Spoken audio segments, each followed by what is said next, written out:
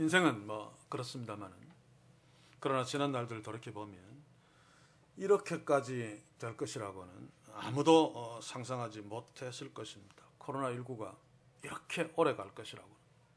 그런데 벌써 많다. 그런데 이미 3년 지났기 때문에 우리가 많이 무감각해져 있습니다만, 그러나 돌이켜보면 수많은 사람들이 이 코로나19 때문에 고통과 어려움을 겪었습니다. 실로 대단한 거죠.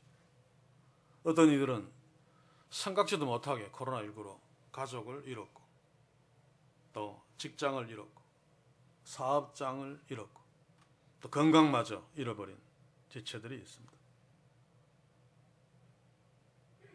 제가 얼마 전에 TV를 통해서 코로나19로 인한 학생들과 어린이들의 어떤 피해를 리포트하는 그것을 보고 좀 놀랐습니다. 학생들이 학업 능력이 떨어졌다. 그거는 뭐 이해가 충분한데, 1살, 2살, 3살 어린아이들의 여러 가지 피해들을 얘기하는데 제가 생각지 못했다. 그래서 충격을 좀 받았고 가슴이 좀 아팠습니다만, 첫째는 언어장애였습니다. 여러 가지 중에 제 기억에 인상 깊게 남은 2가지가 언어장애. 그때 한참 말을 배울 때인데 마스크로 가려진 입 때문에, 또 코로나19 때문에 어린아이들이 잘 모이지 못하니까 막 모여서 자기들끼리 막 말도 안 되는 소리도 막 떠들고 그래야지 말을 더 잘 배우는데, 그런 기회가 적으니까 말할 시간이, 연습할 시간이 없는 거죠. 그리고 만나서 대화해도 마스크로 반 이상 가려버리니까 입모양을 서로 볼 수 없답니다. 어머니가 말하는 입모양도 못 보고, 그러니까 발음도 어색해지고, 또 마스크로 입을 가렸으니까 저도 그래요. 10마디 말할 것 5마디밖에 안 하는. 그러니 어린아이들의 그 언어 발달이 상당히 늦어지고, 또 발음도 시원찮다. 들으면서 공감했습니다. 또 한 가지는 소통의 문제였습니다. 어린아이들끼리 막 어울려 막 놀아도 그런 시간이 적지만 마스크로 반 이상 가려졌기 때문에 상대방의 표정을 읽을 수 없다는 것입니다. 내가 내 친구의 물건을 좀 빼앗으려고 석 잡으면 상대방의 얼굴에서 기분 나쁜 표정이 탁 생기면, 아, 제가 기분 나빠하는구나, 말아야지라고 그만둘 수 있는데, 상대방의 표정을 읽을 수 없으니까 자기 중심적으로 생각한다는 거죠. 그래서 상대방의 마음은 읽으려고 하지 않고, 읽을 수도 없으니까, 얼굴에 무슨 표정을 읽을 수 없는 마스크를 다 가렸으니까, 그래서 빼앗들어 뼈리고, 또 자기 중심적으로 생각하니까 대화보다는 주먹이 먼저 나오고, 이게 요즘 어린아이들의 현상이라고 합니다. 코로나19와 연결시켜서. 참 안타깝게 그지없는데, 그런데 저는 그 리포트를 보면서 이런 어떤 피해들이 비단 2~3살 먹은 어린아이들에게만일까? 어린아이들은 관찰이 쉽기 때문에 그런 어떤 피해들을 캐치하기가 쉽지만, 성인들, 좀 성격은 좀 달라도 거의 동일한 피해를 입으며 비명을 지르고 있는데 그것이 잘 표가 나지 않죠.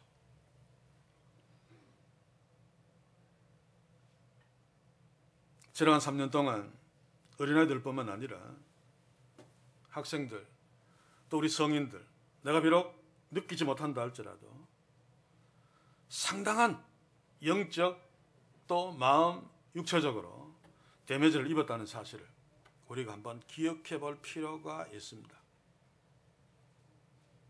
이것은 개인뿐만 아니라 가정도 마찬가지고, 특히 교회도 마찬가지입니다.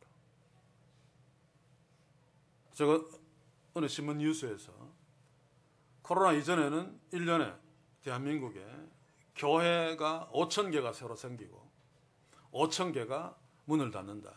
그게 비슷하죠. 근데 코로나19가 터지고 난 뒤에 1년에 5,000개가 교회가 생기면 교회 10,000개가 문을 닫았다 라는 것을 읽었습니다. 그만큼 교회도 알게 모르게 심각한 데미지를 입고 있는 거죠. 중대형 교회, 초대형 교회는 물론입니다만은 특히 치명적인 데미지를 입는 교회들은 다 우리 교회 공동체처럼 작은 교회들입니다. 제가 알고 있는 범위 내에서도 말할 수 없는 어려움에 눈물을 흘리면서 문을 닫는 이런 교회들, 치명상을 입었고 입는 교회들이 참 많습니다. 우리가 알게 모르게 개인적으로 또는 가정적으로 교회적으로 이런 치명상을 입고 있는데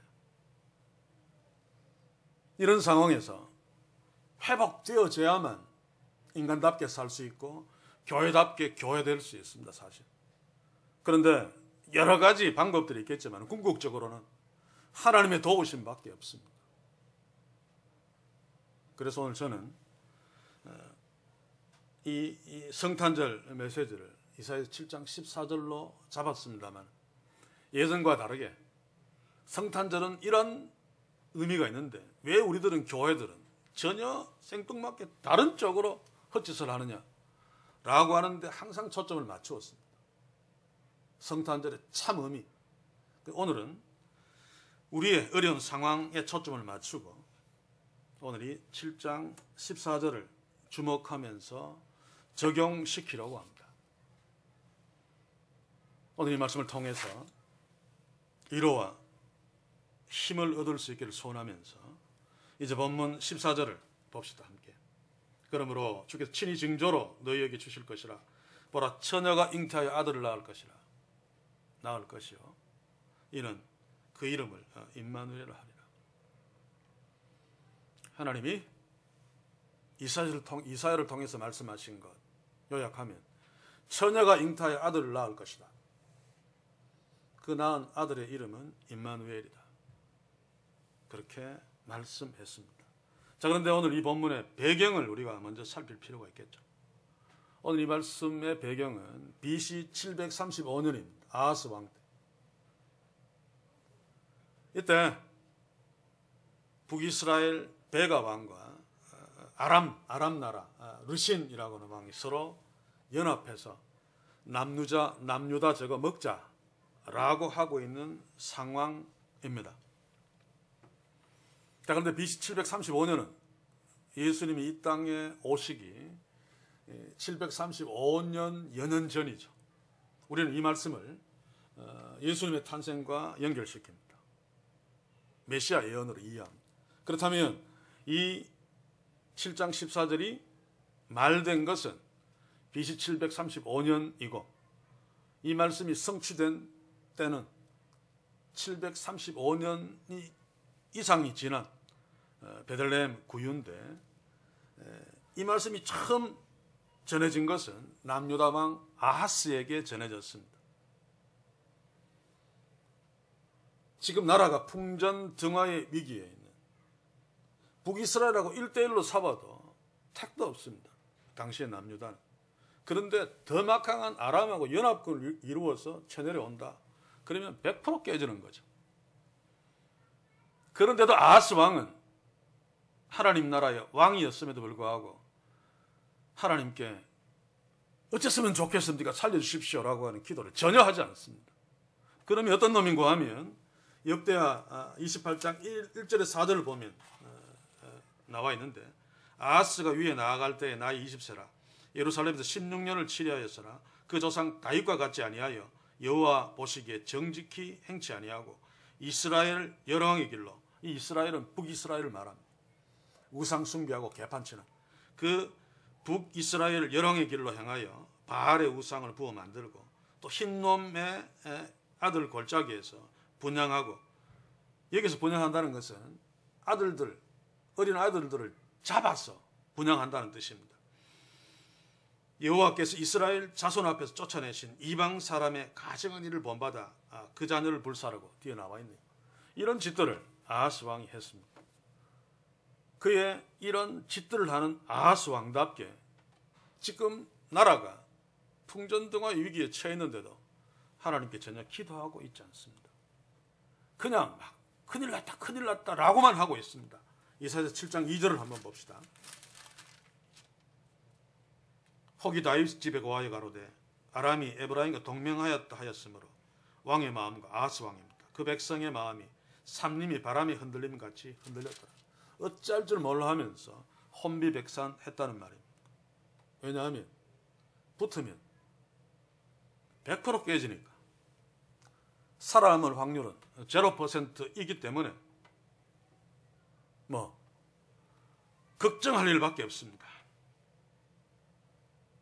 그러면 하나님께 엎드려 기도하는 것이 마땅한데 기도도 하지 않았단 말이에요. 그러면 끝납니까? 우리 하나님은 그런 하나님이 아니십니다. 그렇죠? 아하스는 상황을 놓고 볼 때 도저히 말이 안 된다 싶어서 그냥 자포자기하고 혼비백산하면서 자신도 남유다도 포기한 상태에 있었지만 하나님은 결코 그의 백성을 포기하지 않았습니다. 그래서 이사야 선지자를 아하스 왕에게 보내어서 너희들 지지 않는다. 연합군이 쳐들어와도 망하지 않는다. 라고 하는 소식을 전해서 그들로 하여금 절망에서 벗어나도록 배려했습니다. 물론 하나님의 이 행위는 이스라엘을 사랑하셨기 때문입니다만 구체적으로는 다윗과의 언약 때문이죠.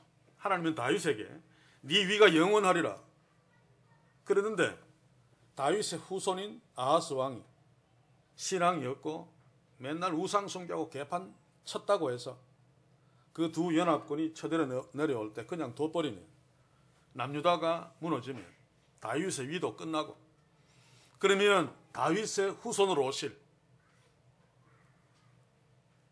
구원자 예수 그리스도의 통로도 막혀버립니다. 그럴 일 없지만 그러면 오늘 성탄절도 없겠죠. 아무튼 하나님은 그 불신앙의 유다 아하스를 그냥 두지 않으시고 이사야 선지자를 통해서 일방적으로 아하스 선지자에게 찾아가서 아하스 왕에게 찾아가서 말씀하고 계십니다. 자, 그게 바로 7장 3절 4절인데 제가 또 한번 읽어 보겠습니다. 때에 여호와께서 이사야에게 이르시되 너와 네 아들 스알야숲은 윗못 수도 끝 세탁자의 발끝길에 나아가서 아하스를 만나 그에게 이르기를 너는 삼가미에 종용하라. 아람 왕 르신과 르말라의 아들이 심히 노할지라도 연기나는 두 부직갱이 그루터기에 불과하니 두려워 말며 낙심치 말라. 이 연합군 두 나라가 연기나는 그루터기에 두 부직갱이 정도밖에 되지 않을 거다. 내가 그렇게 만들 거다 그 말이죠. 자, 몽둥이는 나름대로 힘이 있습니다. 들고 치면 사람이 치명상을 입을 수도 있지만 그 몽둥이가 아무리 위력이 있다 할지라도 아궁이 속에 집어넣어서 태워버리면 다 타고 끄트머리 조금 남은 거 연기만 실실 나는 그거 아무짝에도 쓸모없습니다. 그냥 쓰레기통에 버리는 거죠. 바로 너희들을 침략해 올 그 두 동맹군이 이렇게 될 거야. 그러니까 두려워하지 말고 낙심하지 마라. 라고 하나님께서 이사야 선지자를 통해서 아하스 왕에게 말했습니다. 그런데 아하스 왕은 그것을 믿지 않았습니다. 물론 믿음이 없었기 때문입니다만 아마 그 상황에서 실제적인 상황을 판단하면 저도 못 믿었을 것입니다. 말이 안 되니까. 그토록 막강한 연합군이 쳐들어온다면 간단히 아무것도 아닌 군사 무기라고는 거의 별 볼 일 없는 유다가 그들에 의해서 지지 않고 이긴다. 얼마 전에 월드컵이 끝났습니다만 이것은 마치 이런 것 같습니다. 동부 초등학교 오늘 저 온유가 왔으니까 온유 학교에 온유 축구부 11명하고 아르헨티나 메시가 이끄는 축구팀하고 둘이 시합을 하는데 하나님은 온유 팀이 이길 거야. 근데 이 말이 됩니까? 절대로 못 이깁니다. 그렇지? 그냥 수학적인 계산으로는 30초마다 한 골씩 그 이상 먹을 수 있죠. 30초마다 한 골씩 먹으면 180대 빵으로 되는 겁니다. 근데 아르헨티나 그 선수들도 체력이 있으니까 1분에 한 골씩 넣었다 치더라도 90대 빵. 얼마나 많이 지느냐가 문제인데 하나님은 아니야, 온유팀이 이겨 라고 말합니다. 아하스가 그 믿을 수 없습니다. 말도 안 되는 소리 하지 마라. 네가 하나님이 아니라 우하나님이라도 이거 말이 안 돼 라고 지금 생각하고 있는, 하나님이 아하스의 이 마음을 아신 거죠. 그래서 이사야 선지자를 통해서 뭐라고 말하는가 하면, 네 못 믿겠지? 그러면 내가 너로 하여금 확실하게 믿도록 해줄 테니까 한 가지 징조를 구해. 그거 내가 이루어 줄게. 뭐 예를 들면 동부초등학교 팀 이긴다고, 온유팀이 이긴다고, 말도 안 되는데 하나님이 징조를 구해라. 그 내가 그거 이루어주면 네가 그거 믿겠니? 자, 그러면 저 앞에 있는 저 큰 소나무 벼락이 내려쳐서 확 타버리게 해주십시오. 순간에 파방 져서 확 타버리면 여러분들은 온유 국민학생팀이 메시팀을 이길 거라고 확신할 수 있습니까? 저는 그 상황을 놓고 보면 한순간에 나무가 번개불에 불탔어도 못 믿습니다. 물론 하나님이 말씀하셨기 때문에 믿을 수 있습니다. 그러나 그게 한순간에 불타는 징조를 나한테 보여주었다고 해서 이 축구 경기가 이 국민학생들이 이긴다, 못 믿습니다. 아마 아하스도 말이 안 된다. 그래서 놀랍게 하나님은 징조를 구해라. 뭐 하늘에서 별이 떨어지는 거 구하든지 내가 다 이루어 줄게. 그러면 네 믿을 것 아니냐? 그런데 아하스는 나 징조 안 골랍니다 라고 하고 있습니다. 징조 구해봤자 뭐겠습니까? 이런 뜻입니다. 나무 하나 그 하나님이 쳐가지고 불태워서라도 이게 말이 됩니까? 어떻게 메시팀을 이깁니까? 그 말입니다. 과거에 기드온은 스스로 하나님이 네가 이긴다, 너희 팀이 이긴다, 미디안을 이길 수 있다 라고 말했을 때 도저히 안 믿기지만 이 기드온은 믿고 싶어서 하나님께 먼저 자청해서 징조를 구합니다. 소위 말하는 양털 징조죠. 두 번이나 구하는데 그 한 번을 제가 한번 읽어보겠습니다. 사사기 6장 37절. 보소서 내가 양털 한 뭉치를 타작마당에 두리니 이슬이 양털에만 있고 사면 땅은 마르면 주께서 이미 말씀하신 같이 내 손으로 이스라엘을 구원하실 줄 내가 알겠나이다. 10만이 훨씬 넘는 미디안 군대를, 이 별볼일 없는 군대를 가지고 이길 수 있다라고 하는 말을 요거 징조 보여주시면 믿겠다. 양털을 넓은 타작마당에 중간에 놓고 이슬이 내렸는데, 이슬이 요즘 같은 이런 이슬이 아닙니다. 중동의 이슬은 마치 비 같답니다. 비는 아니지만 비가 쫙 내린다. 그래서 건기 때에도 농사를 계속 지을 수 있는 거죠. 그런데 이슬이 막 내리는데 양털에만 이슬이 안 묻고, 반대로 했습니까? 예, 양털에만 이슬이 묻고 그 주변에는 이슬이 안 묻는 바짝 마른 땅이 되게 징조를 보여주시면 내가 믿겠습니다. 근데 하나님이 그렇게 하셨습니다. 그래서 또 기드온이 하나님이 이렇게 하시, 분명히 기적 중에 기적이죠. 믿고 싶은데 또 미디안 군대와 우리 쫄따구와 싸울 생각을 하니까, 온유팀과 메시팀과 축구 붙을 생각을 하니까 도저히 또 안 되거든.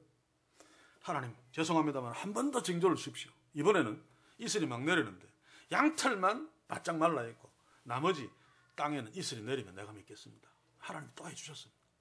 기도는 아하스와 달라서 아멘하고 싸웠습니다. 그것도 어중이 떠중에 300명만 가지고 이겼습니다. 왜요? 하나님이 하셨기 때문에. 그런데 아하스는 나 징조 안 구할랍니다. 하나님을 시험치 않겠습니다. 마치 하나님을 시험하지 않겠다는 게 믿음이 좋은 것처럼 보입니다만, 아하스는 징조를 구해봤자 소용없기 때문에 괜히 쓸데없는 짓 안 하겠습니다. 이 뜻입니다. 참 기가 막히고 코가 막히는 일인데, 제가 하나님 같으면 나무에 불을 내릴 것이 아니라 아하스 이놈에게 불을 확 내려서 어떻게 하고 싶습니다만, 그러나 하나님께서는 그렇게 하지 않았습니다. 아하스는 징조 쓸데없습니다. 안 구합니다. 구해봤자 뭐합니까? 그러는데도 하나님이 일방적으로 내가 징조를 주겠다. 바로 그게 오늘 14절 말씀입니다. 처녀가 잉태하여 아들을 낳을 것이요 그 이름을 임마누엘이라 하리라. 아하스는 안 합니다. 그런데 하나님이 일방적으로 징조를 주셨습니다. 왜냐하면 그 불신앙의 아하스도 이 징조를 통해서 하나님을 믿고 새롭게 되어 하나님의 그 역사하심을 경험하고 깨달을 수 있도록 하시기 위해서.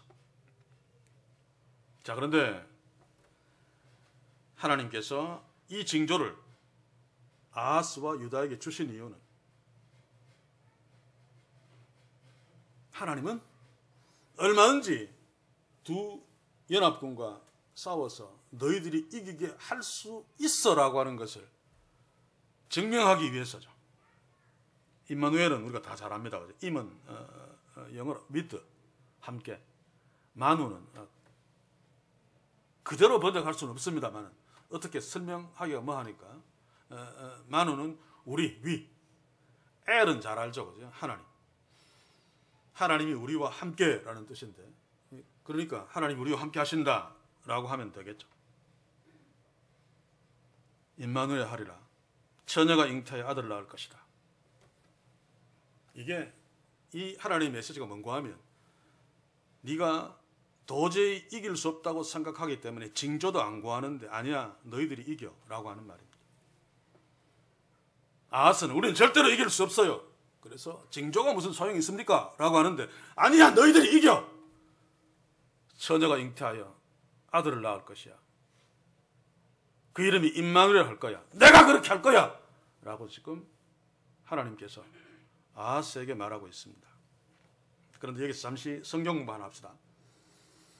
처녀가 잉태하여 아들을 낳을 것이요. 지금도 아마 뒷다 좀 신학적인 지식이 있다는 목사들, 신학자들이 이 처녀는 히브리어로 알마인데 알마의 뜻은 젊은 여자라는 뜻이다. 그러니 동정녀 그대로 적용하면 안 된다. 여기 지금 14절에서는 젊은 여자가 잉태하여 아들을 낳을 것이요. 당연하다. 결혼하면 낳을 수 있고 바람 피워서 아이 낳을 수도 있지 않느냐. 그래서 마리아가 아이 낳은 것은 동정녀 탄생이 아니고 젊은 여자, 처녀인 마리아가 낳은 사생아다. 이렇게 접근하고 있습니다.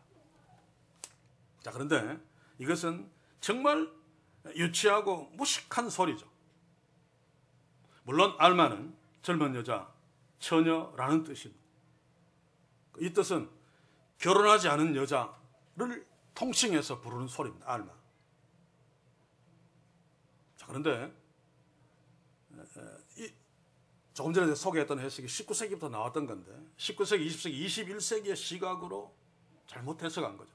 제가 성경을 번역하고 해석하면서 계속 강조하는 건데 세종대왕이 한글 창제하고 그 앞에 뭐 나라 말씀이 중국에 달라 뭐 이런 이야기, 이 한자와 우리가 쓰는 말이 달라서 백성들이 쓰지도 못하고 읽지도 못하니까 백성들을 어여삐 여겨서 한글을 만들었다. 자, 그런데 그 문장을 놓고 어떤 사람이 설교합니다. 세종대왕이 백성들을 너무 예쁘게 여겨서 한글을 창제해서 그러면 들리죠.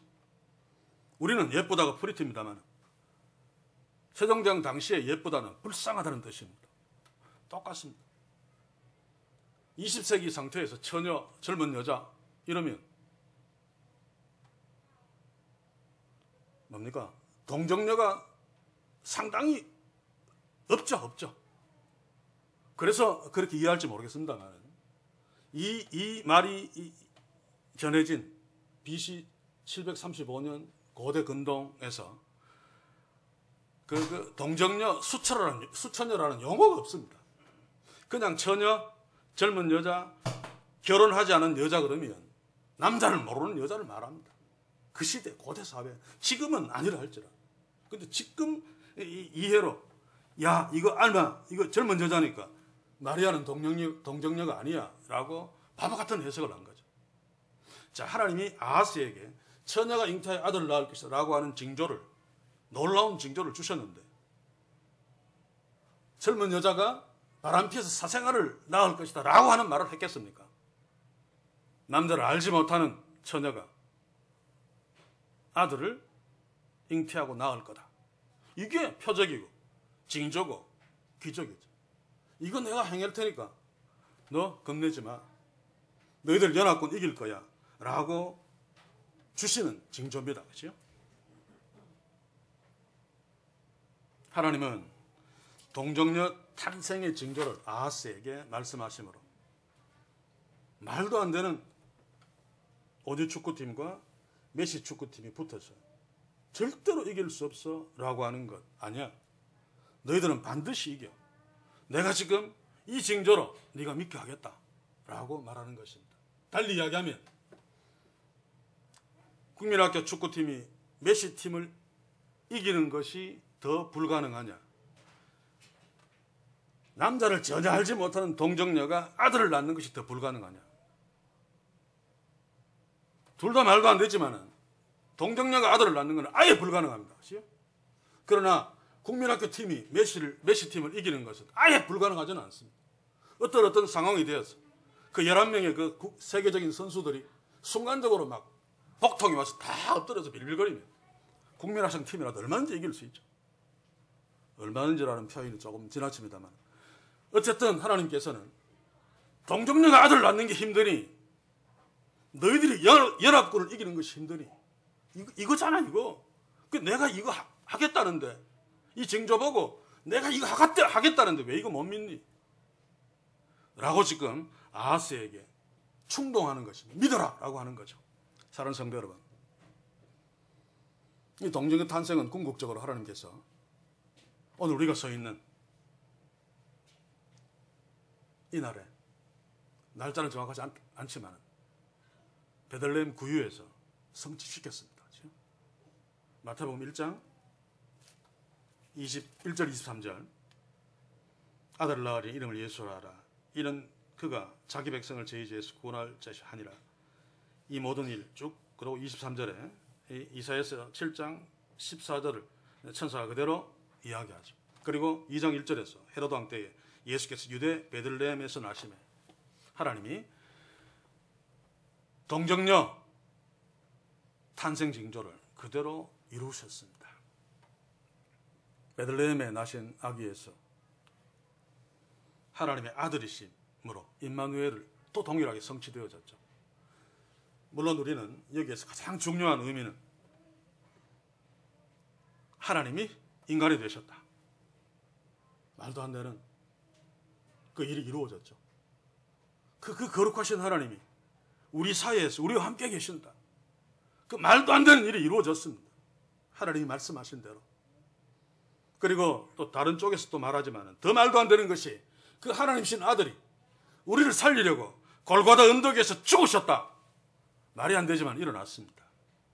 이 모든 것들 우리가 도저히 이해할 수도 없고 또 이해한다 할지라도 갚을 수 없는 말로 표현할 수 없는 하나님의 놀라운 은혜인데 그래서 이 은혜 앞에 선 우리들은 성탄절뿐만 아니라 언제든지 예배할 때마다 또 기도할 때마다 하나님께 은혜를 감사하며 엎드리죠. 그런데 저는 오늘 이 성탄절 아침에 하나님께서 아하스에게 말씀하신 그 1차 의미를 우리에게 적용시키기를 원합니다. 강력하고 무지막지한 세상, 간단히 살기 힘들고 어려운데 코로나19까지 덮쳐서 3년 동안 계속되어지고 어떤 자들은 가족을 잃고 직장을 잃고 또 그뿐만 아니라 알게 모르게 또 말할 수 없는 그런 어려움들 앞에 우리가 서야 했습니다. 마치 어떤 지체들은 아하스 왕이 연합군 앞에 서서 사시나무 떨듯이 떨 수밖에 없는 상황.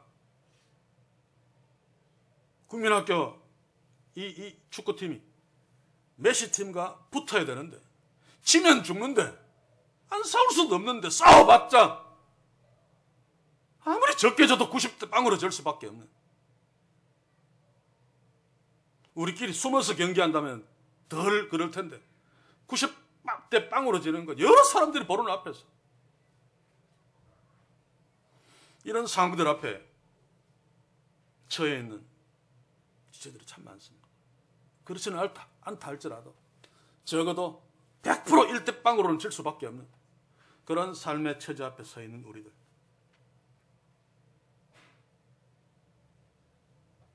그런 문제들을 놓고 답답해서 하나님께 기도하긴 하는데, 그래도 될 것 같지 않은, 어떻게 이 국민학교 4학년 팀이 메시 팀을 이길 수 있습니까?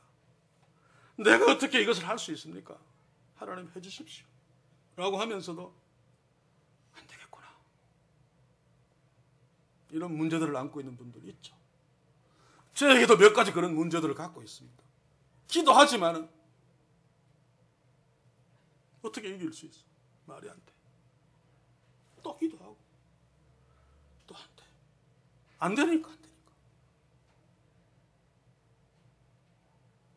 이 국민학생 팀이 메시 팀을 절대로 이길 수 없으니까. 몇 골 차이로 지는 거가 문제인데. 그런데 오늘이 성탄절 아침에 주께서 그때 아하스에게 말씀하신 그 말씀을 우리에게 하고 계신 것을 깨달으시기 바랍니다. 처녀가 잉태하여 아들을 낳을 것이요 그 이름을 임마누엘이라 하리라. 못 이긴다고? 네가 진다고? 안 된다고? 망한다고? 너 내 아들이야. 내가 너를 위해서 동정녀 탄생의 역사도 행했는데, 하나님이 내 아들을 그 낮은 인간이 되게 했는데, 그것도 십자가에 매달아서 죽임으로 너를 구원하고 내 자녀 삼았는데, 내가 메시하고 축구 경기하는 그거 못 이기게 하겠니? 그렇게 지금 우리에게 말씀하고 계십니다. 여러분들은 지금 어떤 문제 앞에 있습니까? 이건 도저히 안 돼 라고 절망할 수밖에 없는 문제 앞에 있다 할지라도, 오늘 주께서 우리에게 말씀하시는 이 말씀을 들읍시다. 처녀가 잉태하여 아들을 낳을 것이다. 그 이름을 임마누엘 하리라. 내가 네와 함께 있어. 내가 이렇게 할 거야. 이렇게 했잖니 벌써. 그래서 네가 내 앞에 서 있고 나에게 기도하고 있잖니. 메시 앞에서 벌벌 떨지 마. 막강한 세상 동맹군 앞에서 벌벌 떨지 마. 내가 이기게 해줄 거야. 오늘 이 성탄절 아침에 주께서는 우리에게 이사야서 7장 14절 말씀으로 너희가 승리해 절망하지 마 라고는 말씀을 하고 계심을 들으시면서, 확신하면서 붙들면서 절망해서 하나님을 향한 은혜 앞으로 고개를 돌리시길 바랍니다. 하나님께서 우리에게 베푸신 역사는, 그래서 우리가 영생을 얻은 이 복된 삶은 주께서 인간들에게는 불가능한 동정녀 탄생의 징조를 이루셨기 때문입니다. 또 이보다 더 불가능한 하나님의 아들을 십자가에 죽이셨기 때문입니다. 바울이 믿은 구석이 바로 그거죠. 그래서 감옥 속에 있더라도 하나님이 나한테 아들까지 주시어 이렇게 사랑했는데 나한테 못해줄 것이 무엇이 있어? 라고 하는 배짱으로 나아갔습니다. 그런 우리가 존경하는 승리의 노래를 불렀지 않습니까? 우리가 하는 것이 아니라 하나님이 하십니다. 남자를 알지 못하는 동정녀에게서 아들을 낳게 하신 그 하나님이 하십니다. 자기 아들을 십자가에 죽여버리신 그 하나님이 하십니다. 왜? 우리를 사랑하시기 때문에. 우리가 그 하나님의 자녀들이기 때문에. 오늘 이 아침에 우리가 그 하나님의 그 놀라운 기적을 우리에게 행하신 그 하나님의 아들이라는 사실을 기억하고 너희가 이겨 절대로 지지 않아 라고 말씀하시는 그 말씀을 가슴에 새기고, 이거 보면 절망할 수밖에 없는데 이거 보지 말고 처녀가 잉태하여 아들을 낳을 것이다 라고 하나님의 말씀 붙들고 기도합시다. 그리고 새해를 맞읍시다. 절대로 질 수밖에 없는 절망에서 절대로 나는 지지 않아! 라고 하는 소망을 가지고 2023년도를 맞으며 하나님이 약속하신 대로 우리에게 승리를 주시고 회복시키시고 이기게 하셔서 하나님 감사합니다. 승리의 찬송을 부르면서 기뻐하는 2023년도가 되는 놀라운 역사가 오늘 이 말씀을 통해 처녀가 잉태하여 아들을 낳을 것이다. 그 이름을 임마누엘 하리라. 내가 너희와 함께 있지 않니? 너희들은 절대로 지지 않아. 이겨! 라고 하는 것을 붙들고 나아가는 믿음의 역사가 있기를 주의 이름으로 간절히 소원합니다. 기도합시다. 주여,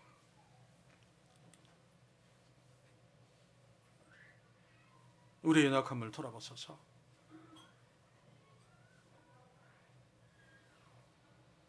전능하신 하나님이 나의 아버지인 것을 믿습니다. 말씀 한마디로 우주를 창조하신 그 능력도 믿습니다. 그러나 그럼에도 불구하고 우리가 심히 연약하고 어리석어서